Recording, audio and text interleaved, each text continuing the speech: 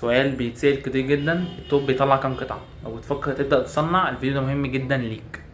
بتختلف عدد القطع اللي بيطلعها التوب على حسب نوع القماش والمقاسات اللي انت بتستعملها.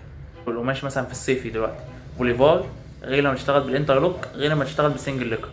البوليفار بيعتبر وسط، الانترلوك تقيل فالكيلو بيطلع عدد قليل، يعني التوب في الاخر بيطلع عدد قليل نسبيا. السنجل ليكر قماشه خفيف فبيطلع عدد كبير نسبيا عن الانترلوك والبوليفار. دي اول حاجه. تاني حاجه المقاس، الناس اللي بتشتغل بمقاسات كبيره طبعا التوب بيطلع لها عدد قليل. يعني مثلا اللي بيشتغل اطفالي غير اللي بيشتغل رجالي غير اللي بيشتغل حريمي. تعالى بقى ندي مثال على البوليفار مثلا. دلوقتي البوليفار الكيلو بتاعه بيطلع قطعتين ونص تقريبا، يعني التوب لو جبت توب متوسط من 22 كيلو ل 25 كيلو بيطلع في حدود من 55 قطعه ل 60 قطعه في التوب الواحد. ده في البوليفار مثلا.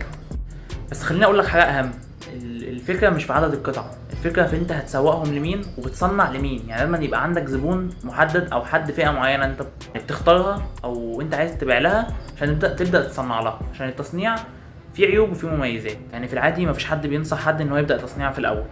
التصنيع في الاول بيلزمك بعدد كبير، فانت مبتبقاش لسه عارف زبونك او لسه بتجرب، فالعدد ده بيبقى ممكن يبقى كبير عليك انك تبيعه في الاول او يعني هيعطلك وهكذا.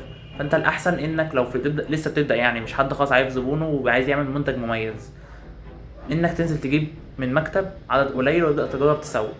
لان الفكره في التسويق قبل اي حاجه، وفي الاخر انت بتصنع لو عندك زبونك او لو عندك حاجه معينه عايز مميزه وعايز تقدمها. وليه بقول لك الفكره مش في العدد؟ يعني ممكن حد يطلع نفس الكميه ما يعرفش يبيع نصهم، وحد تاني يخلص الكميه في يومين. فلو بتفكر تبدا في المجال ركز في المنتج زائد التسويق، مش بس التصنيع. ولو حد عنده اي سؤال تاني سيبه في كومنت وانا هرد عليك باذن الله.